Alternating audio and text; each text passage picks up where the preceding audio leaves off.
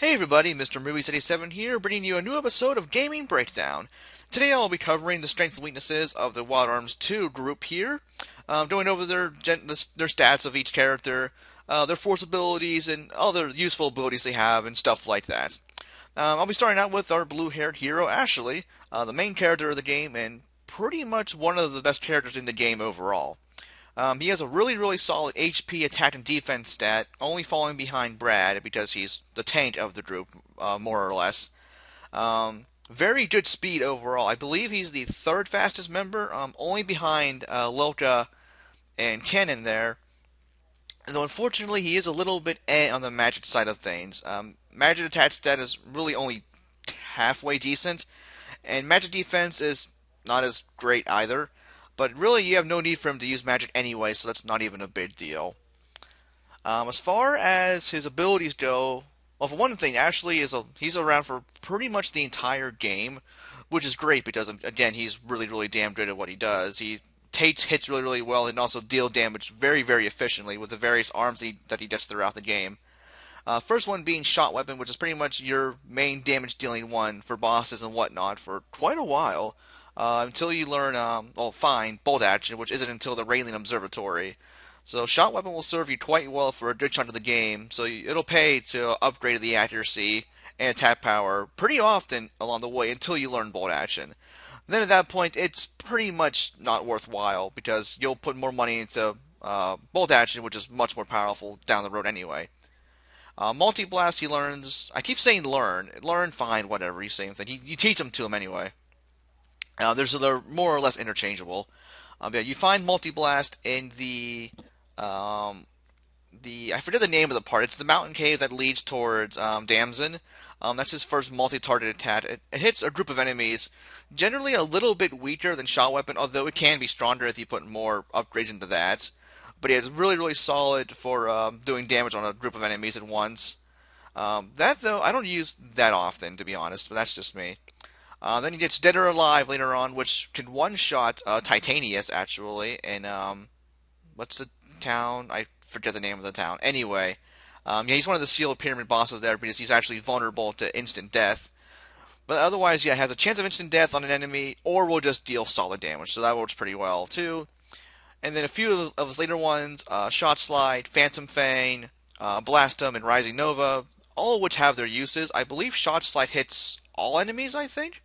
Either that or it's also a group. I don't remember. Some of these ones I just don't use that often, to be honest. They have their uses, but I did not for me personally. His main one and best one to use would be Rising Nova. It's the last one you get. It's also the most powerful one you'll get, so it'll pay big time to upgrade that.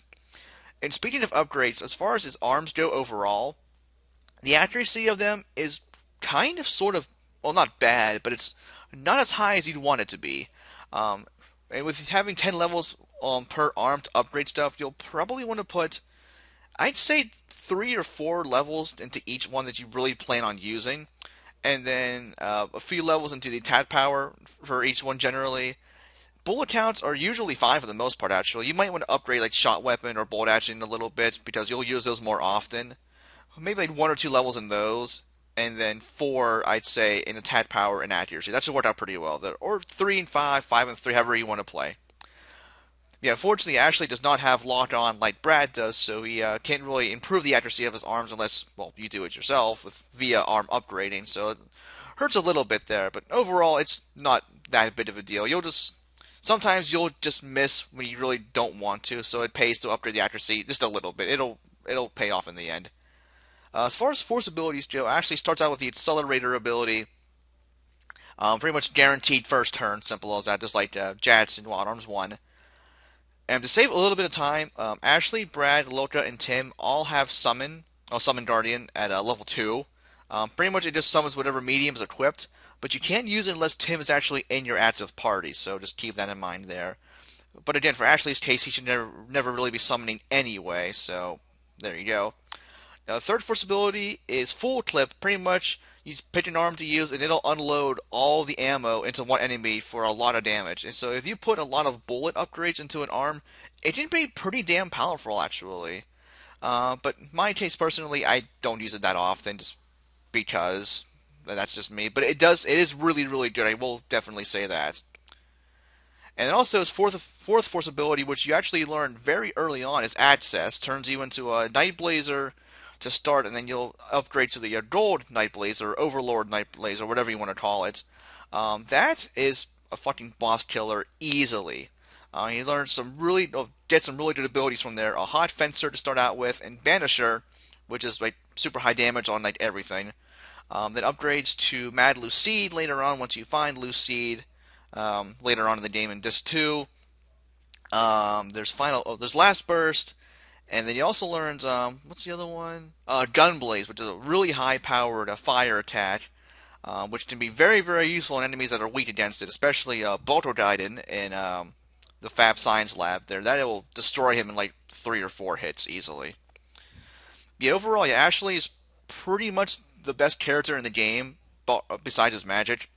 And yeah, because he's around the entire time, I mean, that's not a bad thing at all, because you'll want to use him for the entire time. And I'm already 6 minutes in, so this will be a fairly long video, but there's a lot to go over today, so that's fine. Okay, so moving on to Brad. Yeah, he is your pretty much tank of the game. He has the highest HP and defense and physical attack amongst everybody. Magic stats, pretty much not to speak of at all. Same with Ashley, you don't need to use magic with him at all. So yeah, no worries about mediums there. And also, he is really damn slow, unfortunately. Between him and Tim, I think he's actually the slowest. I think Tim is a hair faster, if I recall correctly. But they're slow as molasses, really. Along with Ashley, Brad also gets a variety of arms along the way. But the nice thing with Brad is his force ability, his first one is Lock On. So, again, Lock On, same as Rudy's in Wild Arms 1. Guaranteed accuracy with whatever arm you pair with it, and also gives you a small damage boost. So with that, there's no need at all to upgrade Brad's arm accuracy because you have Lock On. So just always pair Lock On with whatever arm you want to use, and boom, you're good to go. So you get a free damage boost and guaranteed accuracy no matter what. So saves you some yellow along the way. So pretty much with all of his arms, just upgrade the physical attack and the bullet count. And yeah, he starts out with Bazooka. Again, same as Shot Weapon, pretty much your main damage dealer for a good chunk of the game. Pineapple you find in the Telepath Tower. Damage on all enemies, or either a group or all enemies, I forget. Then there's Bazooka. Then he learns Railgun pretty early on as well. That's going to be your super high damage arm for quite a while. It takes 99 FP to use, though, but it's totally worth it paired with Lock On. And then other ones there's Sky Eye. What else is there? I forget. I think Easy Missile's another one. There's a couple more, I forget. Brad's arms, you mainly really only need to use Railgun for boss fights because that's his highest damage dealing one overall. So the other ones are kind of eh. Anyway, moving on to his force abilities, again, Lock On the aforementioned, same with Summon Guardian. Level 4, level 3, I forget what that is actually. Heh. Anyway, level 4 I can go over would be Boost. It works the same way as Lock On, guaranteed accuracy, but also triples your damage output for it. So that plus Railgun is really damn good on bosses. It works the same way as actually as Rudy's Fury Shot from Wild Arms 1. But what the heck is this level 3 force ability? I cannot think of it for the life of me. Meh, must not be worth it, really. I'm sure someone in the comments will have mentioned it, so I thank you in advance for that. Moving on to one of 3 mages actually, Lilka. She is like right below Ashley as far as awesome characters because she is really, really damn good. Even for a mage, her HP is actually pretty solid. It's right up there with Cannon, so that makes her tied for 3rd with the highest HP amongst the group. Her physical stats are kind of lacking because she's a mage, so you'll have that. But her speed is top notch, only below Cannon by just a little bit, I think. And also her magic stat is second highest amongst the group, only behind Tim. So she makes for a really, really good mage, especially once you get her level 2 spells there. I'm not going to go over all the spells she gets, but it's pretty much the same as Cecilia in Wild Arms 1. You have your healing spells, reviving spells, your buffs, your debuffs, elemental spells, all that good stuff there. But yeah, with Lilka going first pretty much all the time in battles, she makes for a great, great healer, especially late game. because all you need to know is Mystic plus Life Orb, and that saves your ass many a time in boss fights late game, especially on the pyramid bosses there. Her level 2 spells go, yeah, she has like Hyper Weapon, High Revive, High Heal, all the good stuff there. Then also all the high elemental spells as well. So she can do a ton of damage very, very quickly in boss fights, especially if they have elemental weaknesses. Even if they don't, they're still really good to use regardless. So there you go. As far as her force abilities go, she starts out with Mystic, same as Cecilia's, takes one item, uses it on the entire party. Great for multi-target healing early game with heal berries and big berries. Then down the road, yeah, Mystic plus Life Orb. That's your. It's pretty much, well, not really a free, but it's a 25 FP high heal on the entire party. So you really can't beat that with a stick, or anything else for that matter. Then level 2, Summon Guardian, blah blah blah. And third force ability would be Extend. Pretty much, well, extends the range of spells that she has. It makes a single target spell hit a group of enemies, or allies if I recall, and then a group of enemies would increase to all enemies there. It has its uses, but I don't use it that often myself anyway. And level 4, which is a really damn good ability, Dual Cast. Like how it sounds, lets you cast 2 spells in a round. So if you need to, say, heal one round and attack once, 2, you can just go high heal and then attack, or attack, double heal, whatever. But what's really cool as well, there are some spells you can combine to even make a higher spell than that. For example, you can combine 2 Saber spells to make the Akashic Rewriter spell, which is a more powerful version of Saber, which is really, really damn good there. It also works with the elemental spells as well, so it's really, really good to use. Pretty much, you'll always want to have Lota in your party, like for, well, the entire game really, because her speed is top notch. Again, only below canon. Her spells are always useful. Do the elemental spells early on, and she can exploit pretty much any weakness an enemy has. She'll keep your ass alive with heal and high heal and Mystic Life Orb. And yeah, she is pretty much a necessity for the late game bosses, especially the pyramid ones. She is beyond valuable. Moving on to our next mage would be Tim. He is, well, he has the highest magic stat overall, even higher than Lotus, which is really, really good already. Of course, having really good magic defense as well. He is also slow, only a hair faster than Brad. He unfortunately has the lowest HP and physical attack and defense amongst the group, which is fine because he should never have the physical attack anyway, unless you're learning his Guardian spells early on, which I'll be doing over here right about now. For how his spells work, his Guardian spells, whatever medium he has equipped, he'll learn a couple of spells from them. Say for Ordoria, he'll learn Turn Undead and First Aid, and you learn those by just getting kills in battle. So the way I normally learn those quickly, or at least, well, more quickly, is just to bring him, as soon as you get him in your party permanently, bring him to the forest by the first telepath tower, and only have him in your party, keep Ashley, Brad, and Loka in your sub-party, and then just have him kill the balloons and pillowbuds and whatever. He'll be able to pretty much one-shot them with even his normal attack, which is, well, that's not saying a lot, but anyway.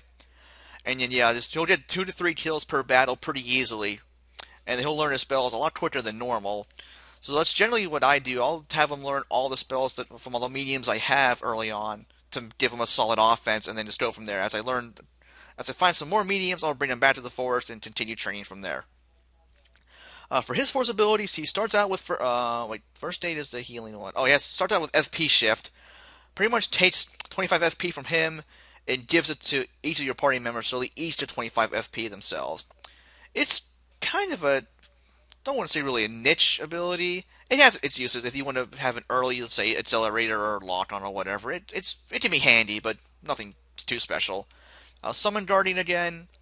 Level 3 would be Divide. Pretty much cuts enemies, well, stats in half. So mainly not that useful. One major use it does have, though, once you learn it, you can go back to the Wither Ruins, which is Ashley's Prologue dungeon. Find the Gaidison enemy there, use Divide, and it'll turn into the Heyo Tauntaun, or whatever it's called in this game, the Hyol Tauntaun. It's different for each game. The big blue and white alien monster thing, you know what I'm talking about. But yeah, use Divide on that, it'll turn into this said alien monster. And that's pretty much your best source of experience points in the entire game. So there you go, if you want good training late game. But really, you shouldn't need to, because you can just steal lucky cards anyway and just use those all the time. So you're good to go there. But yeah, overall, yeah, with Tim being pretty slow, um, it kind of sucks, unfortunately. But he makes up for it with healing, with first aid, which is a shout out there. First aid will pretty much 99% of the time always go first. Yeah, it's a heal on the entire party. Pretty much just a standard heal spell on the entire party, which can be really, really useful as well. Yeah, not quite as powerful as high heal, unfortunately, but it gets the job done very, very well all the same. Only a few things outspeed it though. Some of the pyramid bosses, I believe, can. I think Zolange can't because he's like fast as shit, really. And the regular I think actually, well, normally he would outspeed first aid, but if you slow him down, then first aid comes off first. So there you go. Moving on to Cannon, our merc of the party here. She's a little fragile on the defensive side, I will say right now, but besides that, she is really, really damn good. Very solid HP stat, tied with Lota for pretty much third. I think she is a little bit behind. I think when they're on the same level, like with up HP also learned. She's like 100 HP behind her, I think, but they're more or less tied. So we'll just go with that. Pretty solid physical attack stat as well. Not quite as good as Ashley or Brad, but better than Lota, Tim, and Maravel. So there you go. She has immensely high speed. She is the fastest party member amongst the group, which is awesome. And then magic stats pretty much suck, so don't use them, more or less. As far as her abilities go, she learns various GAT abilities, which are really cool physical combo attacks to damage an enemy. Her base ones are pretty good, but when they're paired with their GAT force abilities, there's GAT level 1, level 2, level 3, and level 4. It pretty much extends the move to deal more hits, and therefore it does more damage. Pretty much level 1 GAT pairs with drive cut, pike kick, and left edge. Those are the first three she starts with. Also, I should probably mention beforehand how she learns her skills. You pretty much just keep using them in battle, and she'll eventually spark new ones. I forget what all of sparks what, but there's guides on GameFATs for it. Just know that having a higher LUT stat gives you a better chance of sparking them, and you'll want a really high LUT stat to learn Eagle Claw, which is her best one in the game. It has like I think even with best LUT, it has like a 3 or 4% chance of sparking in battle once you use Phalanx. So the way I do it is once I get cannon, I'll try to boost her LUT with tiny flowers, and then I'll just take her to the forest by the tower, not tower, the well, yeah, telepath tower, um, and have her just go crazy with her skills. I'll have her just defend and build up FP, and then go from there. It does take a while, regardless, but it really does pay off to learn all of her skills from the get-go as soon as you get her, because when she joins you, it's right before the what is it, the Diablo Pillar quest, and having all of those will be really, really helpful on her damage for those. So that's generally what I do. I'll learn all of them right when I get her. And as far as force abilities go, again, level 1, 2, 3, and 4 of her GATs, paired with some other abilities. Level 1 can only be used with uh, Pike, Kick, Drive, Cut, and Left Edge.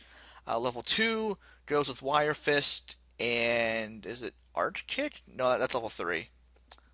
Yeah, level 3 goes with Vortex Cut and Arch Kick, and level 4 goes with Eagle Claw there. So yeah, pretty much, yeah, this gives you more damage on those moves, so they're really, really good in boss fights as well. Then our final party member being Maravel, who is actually optional. You don't need to get her. She's in the Crimson Castle. Another one of your, well, yeah, she's a mage. I was about to say pseudo mage, but no, she's a mage. HP wise, better HP than Tim, but not quite as good as Loka and Cannon. Physical attack stats, not really much to speak of there. But her sorcery stat is really, really good. I believe it's just a little bit below Lilka's, but obviously way better than Ashley, Brad, and Cannon there. As far as her, well, I'll go over her force abilities first, real quick. She has her various golem summons. She starts out with, I believe, Asgard and Quebly, or yeah, those two, and then do the Fab Science Lab quest, and she'll learn Lucifer and Asgard too. Pretty much they just deal damage to all enemies. They're just more powerful as they go along, so pretty self-explanatory there. As far as our spells go, or the game calls them red powers, they're kind of like blue magic in a way. What you need to do is find enemies that have a certain skill that you want to get, have her use her Still power, yeah, so skill drain red power. She already starts with it, and you have a chance of learning said spell from the enemy. Same thing with cannon skills. You need to have higher luck to have a better success rate of them. Some of the early ones they're pretty easy to get regardless. Some of which one is it? Status lock. You learn from an enemy. It's in the sea beyond. Where is it? I can picture the place. By Tolomia's that guy, big giant one-eyed guy. Yeah, his Diablo pillar there. The Skid Lancer. That's the enemy's name. It's really, really rare to find, but status lot is really, really good to have because it pretty much makes you immune to status ailments. So that's very, very useful on boss fights there. But yeah, unfortunately though, overall she's not that great. Her elemental powers are good, especially if you boost her sorcery. But overall, I don't. I find myself not using her that often. Pretty much at the end of the game, um, you're at the last part there. You send the three party members down three paths. The other two characters stay with Ashley there. I pretty much just have her and Tim with him, so that works well enough anyway. One thing I will say though, a special note, um, her sleep spell can knock out almost any of the Seal Pyramid bosses. It actually even it works on Radula for one thing, which is ridiculous. But you pretty much need to have best luck for it to work reliably. In my LP, I did that on my old channel when I fought him. I got immensely lucky with that battle. Pretty much every single time I used sleep, it worked. Though I'm pretty sure she had best luck, but still, the fact that it worked every single time made that battle really, really easy overall. And that battle is not easy by any means whatsoever. I'll tell you that right now. Alright, so that's that. So pretty much I'll give a quick overall ranking. As far as physical characters go, I mean overall I say Ashley is the best because he's around the party the entire time. Very solid stats all around. Good speed especially. So yeah, he's top of the list there. Then I would go for Lilka next, then Cannon, then Brad, then Tim, then Marvel. Not saying any of them are bad. That's just my personal ranking of them. In my party that I usually use anyway, late game, is Ashley, Lilka, and Cannon. Because you have Ashley and Cannon for your physical attacks, Lilka for her spells there. So that's really all you need. So with that, guys, that covers this video. I didn't think they would go quite this long, but I think I covered just about everything that I needed to go over. So with that, guys, hope you guys enjoyed. This has been Mr. Movies 87 signing off. Have a great day, and thanks for watching.